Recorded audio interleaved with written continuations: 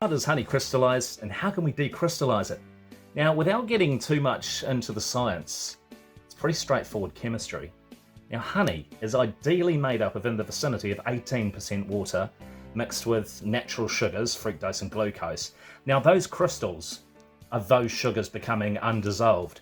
Now, it's glucose that can crystallize more easily, and it's also a sign of really, really good honey too. And this is my honey from last season, so I'll take it. Now, it can happen faster, especially when they're stored in a cool or cold space. So, how do we decrystallize this honey? It's quite simple. There's one of two ways you can try at home. One is to either just immerse this jar or container into some warm water and leave it there for a while, but keep the water warm. Or you can do what I'm going to do and just leave it out in this hot 32 degrees Celsius sunshine for maybe 4 or 5 hours. And now we wait. Many hours later. And after a few hours left in the sun, you're left with beautiful runny honey. Better living, everyone.